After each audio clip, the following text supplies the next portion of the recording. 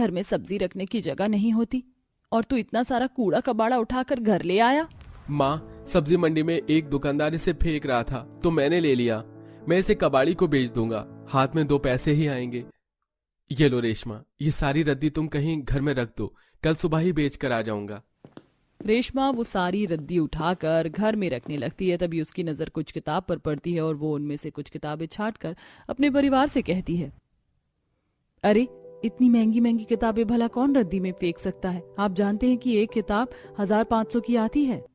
बहू, आखिर ये ऐसी कौन सी किताब है जो इतनी महंगी बिकती है?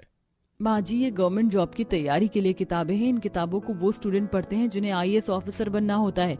ये किताब ना होने की वजह से मैंने अपने सारे सपनों को मार दिया। शादी से पहले मैं भी आईएएस ऑफिसर बनना चाहती थी, पर हमारी गरीबी लाचारी की वजह से मेरा सपना अधूरा रह गया।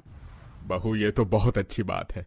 अगर तुम्हारा यही सपना है तो तुम अपने सपने को पूरा करना। हाँ बहू, हम तुम्हारे साथ हैं। हम सब्जियां बेचकर अपनी बहू को आईएएस ऑफिसर की तैयारी करवाएंगे। अब तुम्हारे पास किताबें हैं, तुम आराम से पढ़ सकती हो। बस तुम हमें ये बता दो कि और क्या चाहिए तुम्हें। इतना बोलकर सुमित्रा अपने काम में लग जाती है और रेशमा उन किताबों को खोलकर देखने लगती है।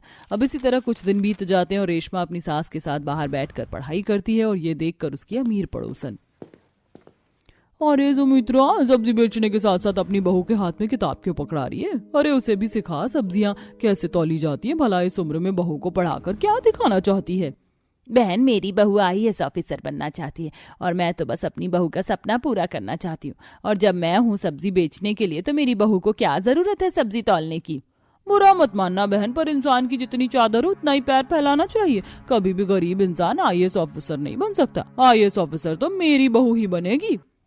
ये तुम्हारी गलतफहमी है शांति बहन। देखना, मेरी बहू आईएएस ऑफिसर बनकर ना सिर्फ हमारा बल्कि पूरे गांव का नाम रोशन करेगी।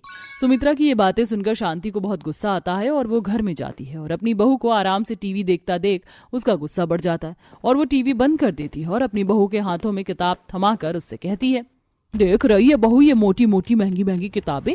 ये किताबें मैंने इसलिए खरीदी थी ताकि मैं अपने बच्चों को पढ़ा लिखा सकूं, पर भगवान ने तो मुझे बेटी ही नहीं दी और बेटे ने भी अपने मन की इसीलिए अब तू मेरा सपना पूरा करेगी। मैं चाहती हूँ कि हमारे घर से कोई तो हो जो आईएएस ऑफिसर बने और तू इतनी पढ़ी लिखी है, तू इस ऑफिसर की तैयारी कर।